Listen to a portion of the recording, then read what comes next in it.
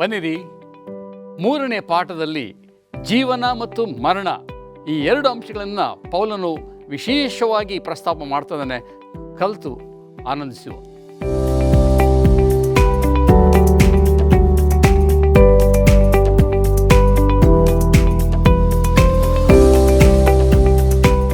Hope ಸಬ್ಬತ್ ಶಾಲೆ ಕಾರ್ಯಕ್ರಮಕ್ಕೆ ನಿಮ್ಮೆಲ್ಲರಿಗೂ ಸುಸ್ವಾಗತ. ಮೂರನೇ ಪಾಠದಲ್ಲಿದ್ದೇವೆ.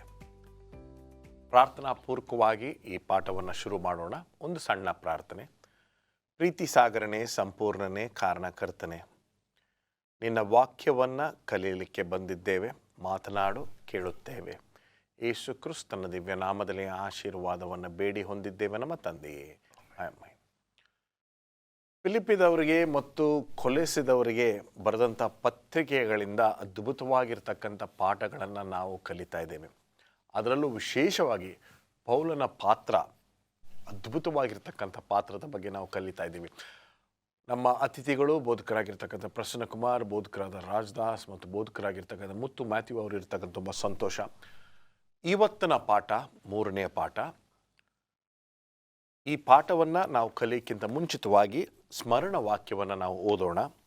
ಫಿಲಿಪ್ಪಿದವರಿಗೆ 1ನೇ ಅಧ್ಯಾಯ 21ನೇ ವಚನದಲ್ಲಿ ಈ ವಾಕ್ಯವೂ ಇದೆ. ಪಾಸ್ಟರ್ ಮುತ್ತು ಮ್ಯಾಥ್ಯೂ. ದೇವರ ವಾಕ್ಯ ಈ ರೀತಿ ಹೇಳುತ್ತೆ, ನನಗಂತೂ ಬದುಕುವುದೆಂದರೆ ಕ್ರಿಸ್ತನೇ, ಸಾಯುವುದು ಲಾಭವೇ. ಪಾಸ್ಟರ್ ಪ್ರಸನ್ನಕುಮಾರ್, ಈ ಮೂರನೆಯ ಪಾಠದ ಶಿರೋನಾಮೆ ಮತ್ತು ಶನಿವಾರದ ಒಂದು ಕಿರು ಪರಿಚಯ ಏನಾಗಿದೆ? ಈ ಪಾಠದ ಶಿರೋನಾಮೆ ಜೀವ ಮತ್ತು ಮರಣ. ಅನೇಕರಿಗೆ ಒಂದು ತಪ್ಪು ಅಭಿಪ್ರಾಯವೇನೆಂದರೆ ಮರಣವು ಜೀವನದ ಒಂದು ಭಾಗ ಅಂತ. ಅದು ಭಯಂಕರವಾದ ಸುಳ್ಳು. ಯಾಕೆಂದರೆ ಮರಣ ಎಂಬತಕ್ಕಂಥದ್ದು ಜೀವನಕ್ಕೆ ವಿರೋಧವಾದದ್ದು. ಜೀವ ಮತ್ತು ಮರಣ ವ್ಯತ್ಯಾಸವಾದದ್ದು, ಬೇರೆ ಬೇರೆ ಪದಗಳು. ಆಕಾಶಕ್ಕೂ ಭೂಮಿಗೂ ಎಷ್ಟು ದೂರ ಅಂತರವಿದೆ, ಅಷ್ಟು ವ್ಯತ್ಯಾಸವನ್ನಿರ್ತಕ್ಕಂಥದ್ದು ಎಂಬುದಾಗಿ. ಹೀಗಿರುವಲ್ಲಿ ಪೌಲನು ಮರಣದ ಬಗ್ಗೆ ಎಷ್ಟು ಸಮಂಜಸವಾಗಿ ನಮಗೆ ತಿಳಿಸ್ತಾ ಇದ್ದಾನೆ ಅಂದರೆ, ಈಗ ತಾನೇ ನಾವು ಸ್ವರ್ಣವಾಕ್ಯವನ್ನು ಓದಿದ ಹಾಗೆ, ನನಗೆ ಬದುಕುವುದೆಂದರೆ ಕ್ರಿಸ್ತನೇ, ಸಾಯುವುದು ಒಂದು ಲಾಭವೇ ಎಂಬುದಾಗಿ. ಈಗ ಒಬ್ಬ ಕ್ರೈಸ್ತನು ಸತ್ತ ಮೇಲೆ ಅದು ಅಂತ್ಯ ಎಂಬುದಾಗಿ ನಾವು ಹೇಳೋದಿಲ್ಲ. ಆ ಮರಣದ ನಂತರ ಅವನಿಗೆ ಜೀವ ಇದೆ. ಆತನು ಕ್ರಿಸ್ತನಲ್ಲಿ ಸತ್ತಾಗ ಕ್ರಿಸ್ತನಲ್ಲಿ ಮತ್ತೊಮ್ಮೆ ಪುನರುತ್ಥಾನಗೊಳ್ಳುತ್ತಾನೆ, ಆತನಿಗೆ ಇನ್ನೊಂದು ಜೀವ ಸಿಗುತ್ತದೆ ಎಂಬುದಾಗಿ ನಾವು ನಂಬಿದ್ದೇವೆ. ನಮ್ಮ ಸತ್ಯವೇದಗಳನ್ನು ಇಬ್ರಿಯ ಬರೆದ ಪತ್ರಿಕೆ 2ನೇ ಅಧ್ಯಾಯ 14 ಮತ್ತು 15ನೇ ವಚನದಲ್ಲಿ ಪೌಲನು ಬಹಳ ಸ್ಪಷ್ಟವಾಗಿ ಹೇಳ್ತಾನೆ, ಇದಲ್ಲದೆ ಮಕ್ಕಳು ರಕ್ತ ಮಾಂಸಧಾರಿಗಳಾಗಿರುವುದರಿಂದ ಆತನು ಅವರಂತೆ ಆದನು, ಅಂದರೆ ಕ್ರಿಸ್ತನು ಅವರಂತೆ ಆದನು. ತನ್ನ ಮರಣದಿಂದಲೇ ಮರಣಾಧೀನರನ್ನು, ಅಂದರೆ ಸೈತಾನನನ್ನು ಅಡಗಿಸಿ ಬಿಡುವುದಕ್ಕೆ ಮರಣ ಭಯದ ದೆಸೆಯಿಂದ ತಮ್ಮ ಜೀವಮಾನದಲ್ಲೆಲ್ಲ ದಾಸತ್ವದೊಳಗಿದ್ದವರನ್ನು ಬಿಡಿಸುವುದಕ್ಕೆ ಅವರಂತೆ ರಕ್ತ ಮಾಂಸಧಾರಿ ಆದನು. ಅಂದರೆ ಕ್ರಿಸ್ತನು ಈ ಲೋಕಕ್ಕೆ ಬಂದಿರತಕ್ಕಂಥದ್ದು ನಾವು ಶಾಶ್ವತವಾದ 2ನೇ ಮರಣದಲ್ಲಿ ಭಾಗಿಯಾಗಬಾರದು. ಅದನ್ನು ತಪ್ಪಿಸಲಿಕ್ಕೆ ತಾನು ನಮಗೋಸ್ಕರ ನರವತಾರವನ್ನು ಎತ್ತು ಸೈತಾನನ ಜಯಿಸಿ ಆ ಮರಣದಿಂದ ನಮ್ಮನ್ನು ಬಿಡುಗಡೆ ಮಾಡಿದ್ದಾನೆ. ಇಲ್ಲಿ ಪೌಲನು ಹೇಳ್ತಾನೆ, ನಾನು ಸಾಯುವುದಕ್ಕೂ ಸಹ ಸಿದ್ಧನಿದ್ದೇನೆ, ಕ್ರಿಸ್ತನಿಗೋಸ್ಕರ ಜೀವಿಸುವುದೇ ನನ್ನ ಗುರಿಯಾಗಿದೆ. ಆಗಿರುವಲ್ಲಿ ನನಗೆ ಮರಣದ ಬಗ್ಗೆ ಭಯ ಇಲ್ಲ, ಬದುಕುವುದಕ್ಕೂ ಸಹ ನಾನು ನಾಚಿಕೊಳ್ಳುವುದಿಲ್ಲ, ಸೆರೆಮನೆಯಲ್ಲಿರುವುದಕ್ಕೂ ನಾಚಿಕೊಳ್ಳುವುದಿಲ್ಲ. ಎಲ್ಲೇ ಇದ್ದರೂ ಸಹ, ಅದು ಮರಣವಾಗಲಿ ಅದು ಜೀವವಾಗಲಿ, ಕ್ರಿಸ್ತನನ್ನು ಗೌರವಿಸಬೇಕು, ಸುವಾರ್ತೆಯನ್ನು ಸಾರಬೇಕು. ಇದೊಂದೇ ನನ್ನ ಉದ್ದೇಶ. ಯಾವುದೇ ಸನ್ನಿವೇಶದಲ್ಲೂ ಕ್ರಿಸ್ತನನ್ನು ಮುಖ್ಯವಾಗಿ ಇಟ್ಕೊಂಡಿರಬೇಕು ಎಂಬತಕ್ಕಂಥದ್ದನ್ನು ನೀವು ತಾತ್ಪರ್ಯವಾಗಿ ಹೇಳ್ತಾ ಇದ್ದೀರಿ. ಖಂಡಿತವಾಗಿ. ವಂಡರ್ಫುಲ್. ಭಾನುವಾರದ ಪಾಠಕ್ಕೆ ನಾವು ಬರೋಣ. ಭಾನುವಾರದ ಪಾಠದಲ್ಲಿ ಅದ್ಭುತವಾಗಿರ್ತಕ್ಕಂಥ 3-4 ಅಂಶಗಳಿವೆ. ಪಾಸ್ಟರ್ ರಾಜದಾಸ್ ಹೇಳಿ. ಭಾನುವಾರದಲ್ಲಿ ಸಂತ ಪೌಲನು ಹೇಳ್ತಾ ಇದ್ದಾನೆ ಭಾಳ ಸ್ಪಷ್ಟವಾಗಿ, ದೇವರ ನಾಮ ಮಹಿಮೆ ಹೊಂದಬೇಕು. ಬೋಧಕ ಪ್ರಸನ್ನ ಹೇಳಿದಾಗೆ, ನಾನು ಸತ್ರು ಚಿಂತೆ ಇಲ್ಲ, ಜೀವಿತರು ಚಿಂತೆ ಇಲ್ಲ, ನಾನು ಸುವಾರ್ತೆ ಸಾರಿ ದೇವ್ರನ್ನ ಮಹಿಮೆ ಪಡಿಸ್ಬೇಕು. ಅವನ ಮನೋಭಾವ ನೋಡಿ ಎಷ್ಟು ಚೆನ್ನಾಗಿದೆ. ಇವತ್ತು ನಾವು ಜೀವಿಸ್ಲಿಕ್ಕೆ ನಾವು ಪ್ರಯತ್ನ ಮಾಡ್ತೇವೆ. ಅವ್ನು ಹೇಳ್ತಾನೆ, ಐ ಆಮ್ ನಾಟ್ ಅಫ್ರೇಡ್, ಯಾವುದಕ್ಕೂ ಭಯ ಪಡಲ್ಲ, ನಾನು ಇರಲಿ ಸಾಯಲಿ ನಾನು ಸುವಾರ್ತೆ ಸಾರ್ತನೇ ಇರ್ತೀನಿ ಅಂತೇಳಿ. ಆ ಒಂದು ಮನೋಭಾವವನ್ನು ಇವತ್ತು ನಾವು ಅಳವಡಿಸ್ಕೊಂಡ್ರೆ ಯಾವುದಕ್ಕೂ ಇದರಲ್ಲ, ನಾವು ಧೈರ್ಯವಾಗಿ ಹೋಗ್ತೇವೆ. ಯಾಕಂದರೆ ಸತ್ರು ಲಾಭನೇ, ಇದ್ರೂ ಲಾಭನೇ. ಅವನಿಗೆ ಪೂರ್ಣ ಪರಿವರ್ತನೆ ಇತ್ತು, ತಿಳುವಳಿಕೆ ಇದೆ. ಏನಂತ ಹೇಳಿದ್ರೆ, ಜೀವಿಸಿದ್ರೆ ಸ್ವಾಮಿ ನನಗೆ ಪ್ರತಿಫಲ ಕೊಡ್ತಾನೆ, ಸುವಾರ್ತೆ ಸಾರಿ, ಸತ್ರು ಸುವಾರ್ತೆಗಾಗಿ ಮತ್ತೆ ನನಗೆ ಪುನರುತ್ಥಾನ ಆಗುತ್ತೆ. ಯಾವಾಗ ಒಂದು ಪರಿವರ್ತನೆ ಆಗುತ್ತೆ ಮನಸ್ಸಲ್ಲಿ, ಕನ್ವಿಕ್ಷನ್ ಅಂತ ಹೇಳ್ತಾರೆ, ಆವಾಗ ನಾವು ಯಾವುದಕ್ಕೂ ಭಯ ಪಡಲ್ಲ. ಆ ಕನ್ವಿಕ್ಷನಲ್ಲಿ ಬಹುಶಃ ಪೌಲನಿಗಾದಷ್ಟು ಹಿಂಸೆ ಯಾರಿಗೂ ಆಗಲಿಲ್ಲ ಅಂತೆ. 2ನೇ ಕೊರಿಂಥ 11 ಭಾಳ ಸ್ಪಷ್ಟವಾಗಿ ಪೌಲ ವಿವರಿಸ್ತಾ ಇದ್ದಾನೆ ಆತನ ಹಿಂಸೆ ಎಷ್ಟಿತ್ತು ಅಂತೇಳಿ. ಭಾಳಷ್ಟಿದೆ. 5 ಬಾರಿ ಅವನಿಗೆ ಏನಾಗಿದೆ ಅಂದರೆ ಯಹೂದ್ಯರಿಂದ ಮರಣದ ಭಯ ಆಗಿದೆ ಅಂತೆ. ಅನೇಕ ಸಾರಿ ಒಂದು ಕಡಿಮೆ 40 ಚಡಿ ಏಟುಗಳು 5 ಬಾರಿ ಬಿದ್ದಿದೆ ಅವನಿಗೆ. ಹಡಗುಗಳು ಒಡೆದೋಗಿದೆ. ಸಮುದ್ರ ಪ್ರಯಾಣ ಮಾಡುವಾಗ ಅಲ್ಲಿ ಭಯ, ಸಮುದ್ರದಲ್ಲಿ ಅದು ಎಷ್ಟು ಥಂಡಿರೋದು ನೀರು. ಆ ಇಡೀ ರಾತ್ರಿ ಬೆಳಗು ದಿನಗಳು ಕಳೀಬೇಕಾಗಿತ್ತು. ಕಳ್ಳರ ಕಾಟ, ತಮ್ಮ ವಿರೋಧಿಗಳ ಕಾಟ, ಹಿಂಸೆ, ಕಲ್ಲೆಸ್ತು ಕೊಲ್ಲಬೇಕೆಂಬುದಾಗಿ ಅನೇಕ ಸರಿ ಪ್ರಯತ್ನಪಟ್ಟರು. ಭಾಳಷ್ಟು ಸೆರೆಮನೆ ವಾಸ ಅನುಭವಿಸಿದ. ಇಷ್ಟೊಂದು ಹಿಂಸೆ ಕ್ರೈಸ್ತರಿಗಾಗಿ, ಕ್ರಿಸ್ತನ ಸೇವೆಗಾಗಿ ಮಾಡಿದವ್ರಿಗೆ ಯಾರಿಗೂ ಆಗಲಿಲ್ಲ ನನಗನ್ಸುತ್ತೆ. ಇಷ್ಟೆಲ್ಲ ಹಿಂಸೆ ತಾಳಿದ್ರೂ ಅವನು ಸುವಾರ್ತೆ ಸಾರೋದ್ರಲ್ಲಿ ದೇವರನ್ನ ಮಹಿಮೆ ಪಡಿಸ್ಬೇಕೆಂಬುದೇ ಆತನ ಜೀವನದ ಸಾರಾಂಶ ಆಗಿತ್ತಂತೆ. ಆತನು ಭಾಳ ಸ್ಪಷ್ಟವಾಗಿ ಹೇಳ್ತಾನೆ, ಅಷ್ಟ ಹಿಂಸೆ ಪಟ್ಟರೂ ಸಹ ಎಲ್ಲ ಸಭೆಗಳಿಗೆ ಆತನು ಮಾಡಿದ ಎಲ್ಲ ಗಲಾತ್ಯದವ್ರಿಗಿರ್ಬೋದು, ಥೆಸಲೋನಿಕದವ್ರಿಗಿರ್ಬೋದು, ಫಿಲಿಪ್ದವ್ರಿಗಿರ್ಬೋದು, ಕೊರಿಂಥದವ್ರಿಗಿರ್ಬೋದು, ಅವನು ಯಾವ ಸಂಬಂಧ ಇಟ್ಕೊಂಡ್ರೆ ತಂದೆ ಮಕ್ಕಳ ಸಂಬಂಧ. ಮಕ್ಕಳನ್ನು ಹೇಗೆ ತಂದೆ ಪ್ರೀತಿ ಮಾಡ್ತಾನೆ ಹಾಗೆ ಸಭಿಕರನ್ನ ಪ್ರೀತಿ ಮಾಡ್ತಾನಂತೆ. ಇವತ್ತು ಬೋಧಕರುಗಳಾದ ನಾವೆಲ್ಲರೂ ನಮ್ಮ ಸಭಿಕರನ್ನ ಆ ಒಂದು ಪ್ರೀತಿ ಮಾಡಿದ್ರೆ ನಮ್ಮ ಸಭೆ ಸದೃಢವಾಗಿರುತ್ತೆ, ಭಾಳ ಸಮೃದ್ಧಿಯಾಗಿ ಬೆಳೀತದೆ. ಇದೇ ಒಂದು ಅನುಭವ, ಇದೇ ಒಂದು ಮಾದರಿಯನ್ನು ನಾವೆಲ್ಲರೂ ಅಳವಡಿಸ್ಕೊಳ್ಬೇಕೆಂಬುದೇ ಈ ಪಾಠದ ಶೀರ್ಷಿಕೆ ಸಾರಾಂಶ ಆಗಿದೆ. ಪೌಲನು ಭಾಳ ಶ್ರಮೆಯಿಂದ ಸಭೆಗಳನ್ನು ಸ್ಥಾಪಿಸಿ, ಸಭೆಗಳನ್ನು ಬಿಟ್ಟು ಬಂದರೂ ಸಹ ಅವರ ಹಿತವನ್ನು ಬಯಸ್ತಾ ಇರ್ತಾನೆ, ಅವರ ಯೋಗಕ್ಷೇಮವನ್ನು ವಿಚಾರಿಸ್ತಾ ಇರ್ತಾನೆ, ಪತ್ರಗಳ ಮೂಲಕ ವೈಯಕ್ತಿಕವಾಗಿ ಹೋಗಿ ಸಂಧಿಸ್ತಾನೆ. ಇದೆಷ್ಟು ಪ್ರೀತಿ ತೋರಿಸುತ್ತೆ. ಇದು ಬೋಧಕರಲ್ಲಿ ಇರಬೇಕಾದಂಥ ಗುಣಲಕ್ಷಣ ಎಂಬುದಾಗಿ ನಾನು ಹೇಳಲಿಕ್ಕೆ ಬಯಸ್ತೇನೆ. ಈಗ ಮಾಡಿದ್ರೆ ದೇವನಾಮ ಮಹಿಮೆ ಆಗುತ್ತೆ. ವಂಡರ್ಫುಲ್. ಒಂದು ಸಣ್ಣ ವಿರಾಮವನ್ನು ತೆಗೆದುಕೊಳ್ಳೋಣ. ಒಂದು ಸಣ್ಣ ವಿರಾಮದ ನಂತರ ಚರ್ಚೆ ಮುಂದುವರಿಯುತ್ತೆ. ದಯವಿಟ್ಟು ಇಲ್ಲಿ ಹೋಗ್ಬಿಡಿ. ಮರಳಿ ಸ್ವಾಗತ. ಸೋಮವಾರದ ಪಾಠಕ್ಕೆ ಬಂದಿದ್ದೇವೆ. ಸಾಯುವುದು ಲಾಭ. ಹೇಳಿ ಪಾಸ್ಟರ್ ಮುತ್ತು. ಇಲ್ಲಿ ಅನೇಕ ಬಾರಿ ನಾವು ಕ್ರೈಸ್ತರು ಏನು ಅನ್ಕೊಳ್ಬಿಟ್ಟಿದ್ದೀವಿ ಅಂತಂದರೆ, ಮರಣ ಹೊಂದಿದ ನಂತರ ಆ ಮನುಷ್ಯನ ಜೀವನ ಅಲ್ಲಿಗೆ ಮುಕ್ತಾಯ ಎಂಬಂತಹ ಒಂದು ತಪ್ಪು ತತ್ವಗಳನ್ನು ನಂಬುವುದನ್ನು ಕೂಡ ಕೆಲವು ಕ್ರೈಸ್ತರಲ್ಲಿ ನಾವು ಕಾಣಬಹುದಾಗಿದೆ. ಆದರೆ ಇಂದಿನ ಒಂದು ಪಾಠದಲ್ಲಿ ಈ ಮರಣವೂ ಕೂಡ ಒಂದು ಲಾಭವೇ ಎಂಬ ವಿಚಾರವಾಗಿ ಕಲೀಲಿಕ್ಕೆ ಹೋಗ್ತಿದ್ದೇವೆ. ಅದನ್ನೇ ಪೌಲನು ಕೂಡ ಹೇಳ್ತಿದ್ದಾನೆ. ಫಿಲಿಪ್ಪದವರಿಗೆ ಬರೆದಂಥ ಪತ್ರಿಕೆ 1ನೇ ಅಧ್ಯಾಯ 21ನೇ ವಚನ, ಜೀವಿಸುವುದು ಕ್ರಿಸ್ತನೇ, ಮರಣವಾದರೂ ಸರಿ ಅದು ಲಾಭವೇ ಎಂಬುದಾಗಿ ಪೌಲನು ಹೇಳೋದನ್ನು ನಾವು ಕಾಣ್ತಿದ್ದೇವೆ. ಇಲ್ಲಿ ಈ ಭೂಲೋಕದಲ್ಲಿ ನಾವೆಲ್ಲರೂ ಕೂಡ ಆಕಾಶದ ಕೆಳಗೆ ಭೂಮಿಯ ಮೇಲೆ ಪ್ರತಿಯೊಬ್ಬರೂ ಕೂಡ ಈ ಮಹಾ ಹೋರಾಟದಲ್ಲಿ, ಮಹಾ ಸಂಘರ್ಷದಲ್ಲಿ ನಾವೆಲ್ಲರೂ ಕೂಡ ಪಾಲುಗಾರರಾಗಿದ್ದೇವೆ.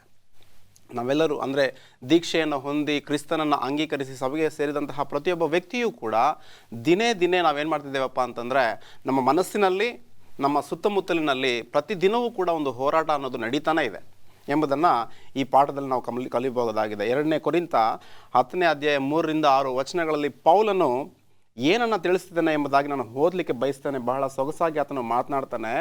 ನಾವು ಲೋಕದಲ್ಲಿದ್ದರೂ ಲೋಕಾನುಸಾರವಾಗಿ ಯುದ್ಧ ಮಾಡುವವರಲ್ಲ.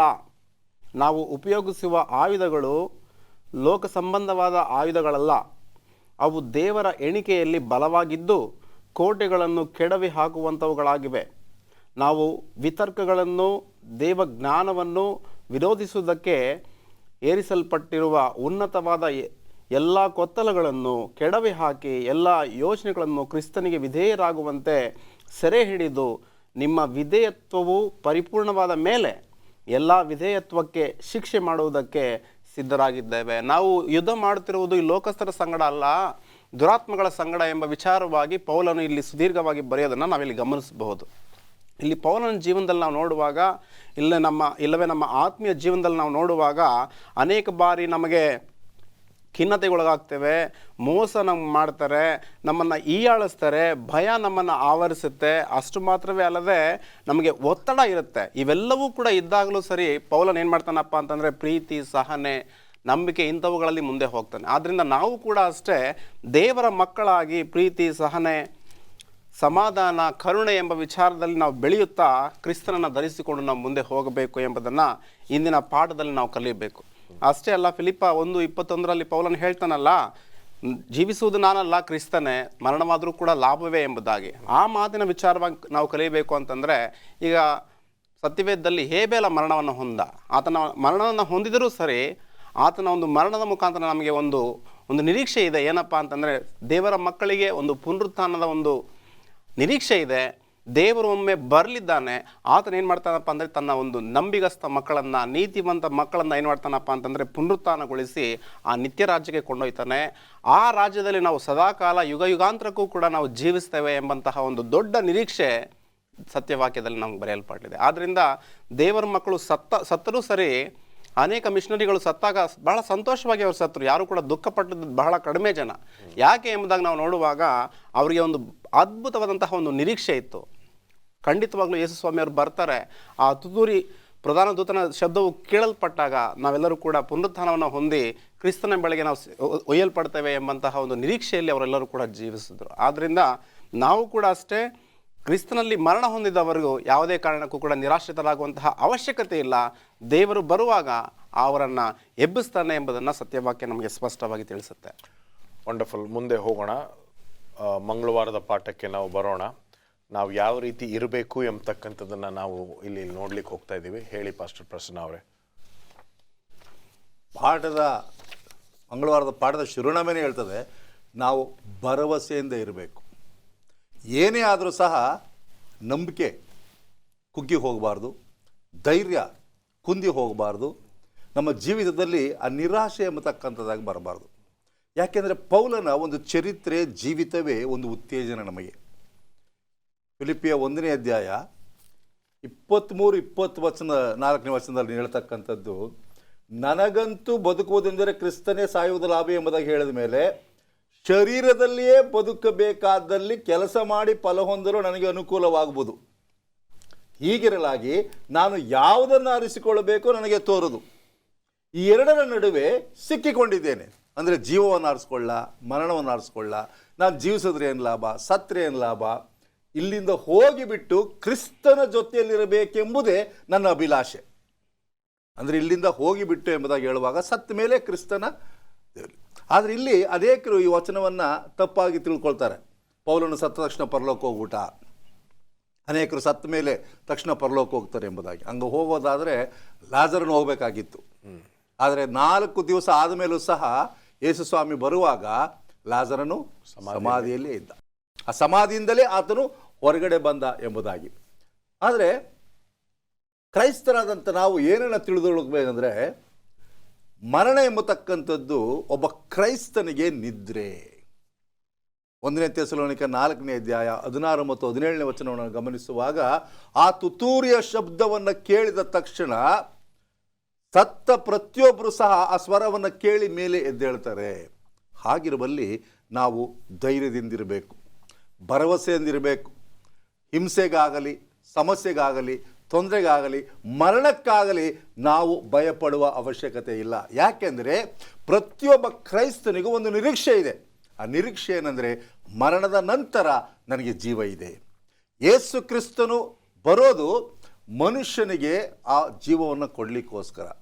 ಈಗ ಪ್ರಾರಂಭದಲ್ಲಿ ಶನಿವಾರದ ಒಂದು ಭಾಗದಲ್ಲಿ ಒಂದು ಒಳ್ಳೆಯ ವಾಕ್ಯ ಏನಂದರೆ, ಜೀವನ ಎಂಬತಕ್ಕಂಥದ್ದು ಬಹಳ ಸ್ವಲ್ಪ. ಆ ಇರುವ ಸ್ವಲ್ಪ ಸಮಯದಲ್ಲಿ ದೇವರ ಸೇವೆಯನ್ನು ಎಷ್ಟು ಬೇಗವಾಗಿ ಮಾಡಲಿಕ್ಕಾಗ್ತದೆ ಅಷ್ಟು ಬೇಗ ಮಾಡಬೇಕಾಗ್ತದೆ ನಾವು. ಯಾಕೆಂದರೆ ಪ್ರತಿದಿನವೂ ಸಹ ನಾವು ಈ ಸಾವು ನೋವುಗಳನ್ನು ನೋಡುವಾಗ ನಮ್ಮ ಸಮಯ ಯಾವಾಗ ಯಾರಿಗೂ ಗೊತ್ತಿಲ್ಲ. ಆದರೆ ಸಮಯ ಸಿಕ್ಕುವಾಗಲೆಲ್ಲ ನಾವು ದೇವರ ಸೇವೆಯನ್ನು ಮಾಡುವುದಕ್ಕೆ ಮುಂದಾಗಬೇಕು. ದೇವರ ಸೇವೆಯಲ್ಲಿ ನಿರತರಾಗಬೇಕು, ಭರವಸೆಯಿಂದ ಇರಬೇಕು.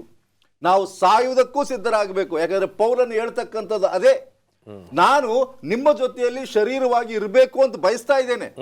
ಆದರೆ ಇದ್ದರೂ ಸಹ ನಿಮ್ಮ ಜೊತೆಯಲ್ಲಿ ಸೇವೆಯನ್ನು ಮಾಡಲಿಕ್ಕೋಸ್ಕರ ಇದ್ದೇನೆ. ಆದರೆ ಅದಕ್ಕಿಂತ ಮುಖ್ಯವಾಗಿ ನನಗೆ ಬದುಕುವುದೆಂದರೆ ಕ್ರಿಸ್ತನು.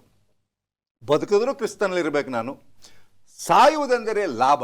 ಯಾಕೆಂದರೆ ಸತ್ತ ಮೇಲೂ ಸಹ ನಾನು ಆತನ ಜೊತೆಯಲ್ಲಿ ಒಂದಲ್ಲ ಒಂದು ದಿನ ಅವನ ಜೊತೆಯಲ್ಲಿ ಇರ್ತೇನೆ ಎಂಬತಕ್ಕಂಥ ಭರವಸೆ, ಧೈರ್ಯ ನನಗೆ ಸಿಗ್ತದೆ ಎಂಬುದಾಗಿ.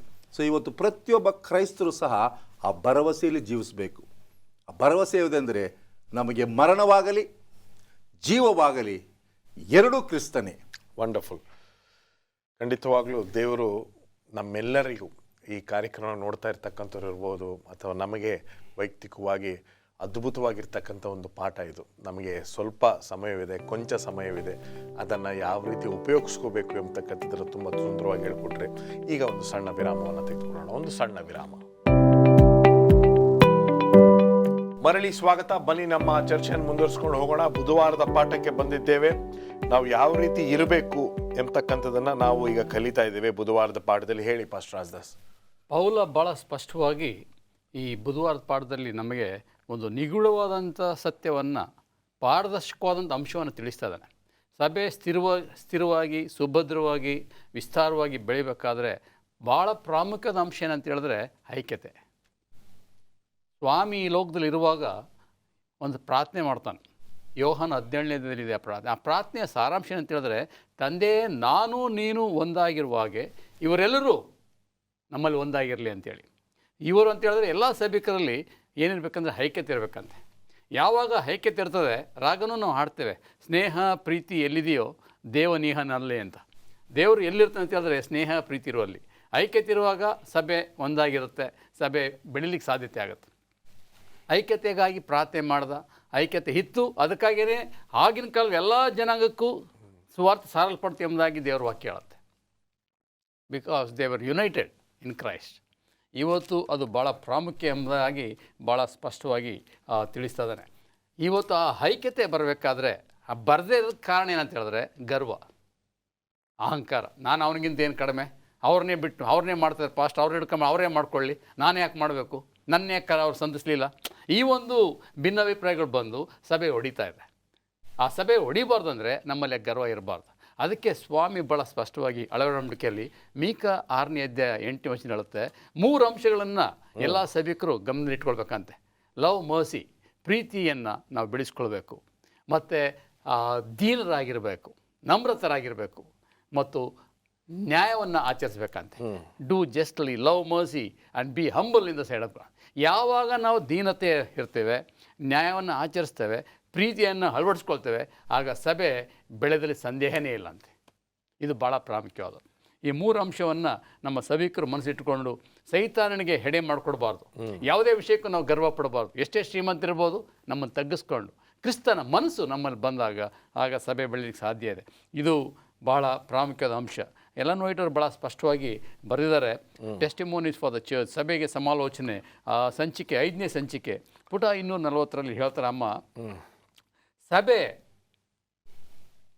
ಒಡೆದೋಗ್ಲಿಕ್ಕೆ ಕಾರಣ ಅಂತ ಹೇಳಿದ್ರೆ ಗರ್ವ ಅಂತೆ. ಆ ಪ್ರಯುಕ್ತವಾಗಿ ನಾವು ಯಾವುದೇ ಥರವಂಥ ಗರ್ವ, ಆ್ಯಂಬಿಷನ್ ಅಂತ ಹೇಳಿದ್ರೆ ಬಯಕೆಗಳು, ನಾನು ಮೇಲೆ ಇರಬೇಕು, ಸ್ಥಾನಮಾನ ಬೇಕು. ಇವತ್ತು ಸಭೆಗಳಲ್ಲಿ ಯಾರಿಗಾದ್ರೂ ಸ್ಥಾನ ಕೊಡದಿದ್ರೆ ಅವ್ರು ಸಭೆನೇ ಬಿಟ್ಬಿಡ್ತಾರೆ. ಈ ಎಲೆಕ್ಷನ್ಗಳು ಬಂದಾಗ ಅವರಿಗೆ ಟ್ರೆಷರ್ ಪೋಸ್ಟ್ ಸಿಗದಿದ್ರೆ, ನಾಯಕತ್ವ ಹಿರಿಯರ ಸ್ಥಾನ ಸಿಗದಿದ್ರೆ ಸಭೆನೇ ಬಿಟ್ಬಿಡ್ತಾರೆ. ಆ ರೀತಿಯಾಗಿ ಸಭೆ ಹೊಡೆದೋಗುತ್ತೆ, ಅನೇಕ ಗಲಭೆಗಳು ಉಂಟಾಗುತ್ತೆ. ಆ ರೀತಿ ಆಗಬಾರ್ದು ಅಂತ ಹೇಳಿದ್ರೆ ನಾವು ಗರ್ವವನ್ನು ಬಿಟ್ಟು ಕ್ರಿಸ್ತನ ಮನಸ್ಸನ್ನು ನಾವು ಧರಿಸ್ಕೊಂಡು ಯಾವುದೇ ಥರವಾದಂಥ ವಿಭಜನೆಗಳಾಗಬಾರ್ದು. ಎಮ್ಯುಲೇಷನ್ ಅಂತ ಹೇಳ್ತಾರೆ, ಸ್ಟ್ರೈವ್ಸ್, ಹೊಡೆದಾಟ ಕಡ್ದಾಟ ಆಗಬಾರ್ದು. ಇವತ್ತು ಅದೆಲ್ಲ ಕೇಳುವಾಗ ನಮಗೆ ಭಾಳ ದುಃಖ ಅನಿಸುತ್ತೆ. ಏನಪ್ಪ ಈ ಕ್ಷುಲ್ಲಕವಾದ ಸ್ಥಾನಮಾನಕ್ಕಾಗಿ ಇವತ್ತು ಈ ಜನ ಹಿಂಗೆ ಹೊಡೆದಾಡಿ ಎಷ್ಟೊಂದು ಅವಮಾನ ಆಗುತ್ತೆ. ಕೆಲವು ಮಾಧ್ಯಮಗಳಲ್ಲೂ ನಮ್ಮಲ್ಲಿ ಬಂದುಬಿಟ್ಟಿದೆ. ಇದು ಭಾಳ ವಿಷಾದ ಅನಿಸುತ್ತೆ. ಅದರಿಂದ ನಾವು ದೇವರ ಮಹಿಮೆಗೋಸ್ಕರ ಎಲ್ಲವನ್ನು ತ್ಯಜಿಸಿ ನಾವು ದೀನರಾಗಿದ್ದರೆ ಸಭೆ ಬೆಳೀಲಿಕ್ಕೆ ಸಾಧ್ಯ ಆಗುತ್ತೆ. ದೇವರು ನಮ್ಮನ್ನು ಉಪಯೋಗಿಸ್ತಾನೆ.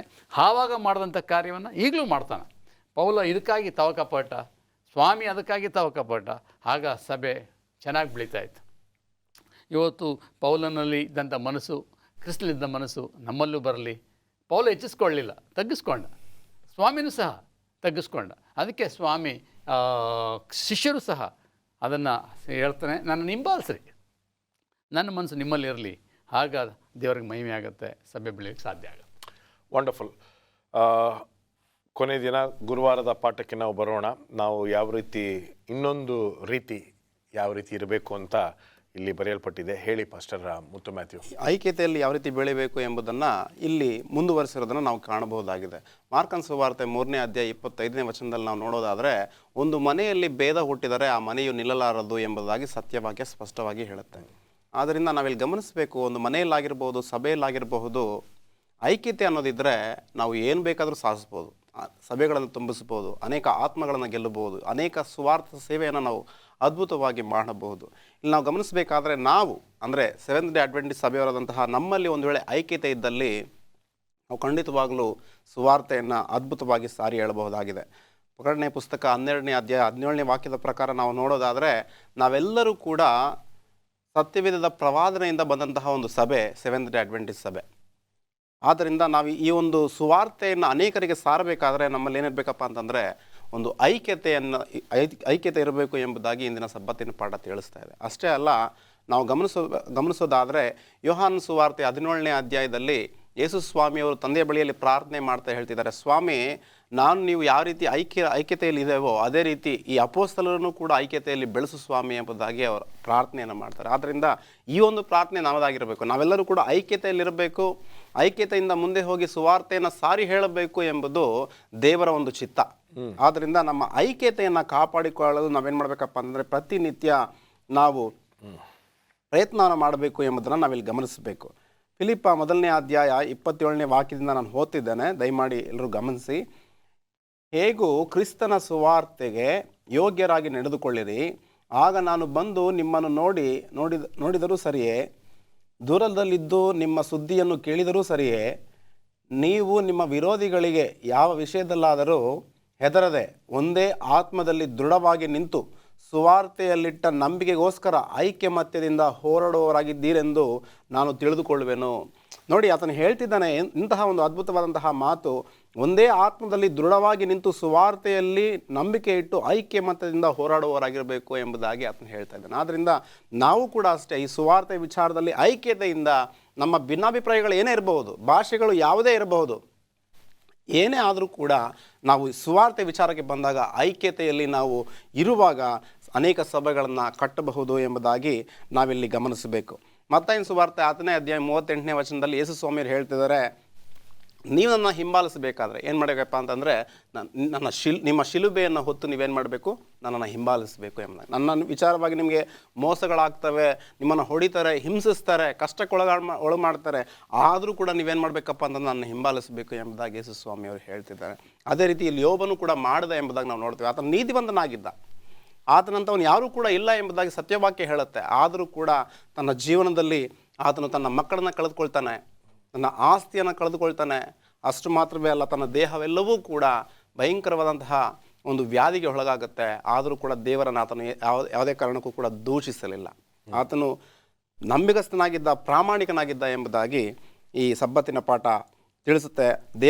ದೇವರ ವಿಚಾರವಾಗಿ ನಮಗೆ ಅನೇಕ ಶ್ರಮಗಳು ಉಂಟಾಗಬಹುದು, ಆದರೆ ದೇವರ ನಮ್ಮ ಜೊತೆ ಇದ್ದಾನೆ ಎಂಬುದನ್ನು ಯಾವುದೇ ಕಾರಣಕ್ಕೂ ಕೂಡ ನಾವು ಮರಿಬಾರದು. ಜೀವ ಮರಣ ನಮ್ಮವು ನಡೆಸಿಕೊಂಡು ಹೋಗ್ತಕ್ಕಂಥ ದಿನಗಳು ಯಾವ ರೀತಿ ಇರಬೇಕು, ಅದರಲ್ಲೂ ವಿಶೇಷವಾಗೂ ಕ್ರೈಸ್ತರು ಬರುವಂಥ ಸವಾಲುಗಳನ್ನು ಯಾವ ರೀತಿ ಎದುರಿಸಿ ಕ್ರಿಸ್ತನೇ ಮುಖ್ಯ ಎಂದು ಬಾಳ್ತಕ್ಕಂಥವ್ರಿಗೆ ಇದೊಂದು ಮುಖ್ಯವಾಗಿರ್ತಕ್ಕಂಥ ಪಾಠ. ದೇವರು ನಿಮ್ಮೂವರನ್ನು ಆಶೀರ್ವದಿಸಲಿ. ದೇವರು ನಿಮ್ಮನ್ನು ಕೂಡ ಆಶೀರ್ವದಿಸಲಿ.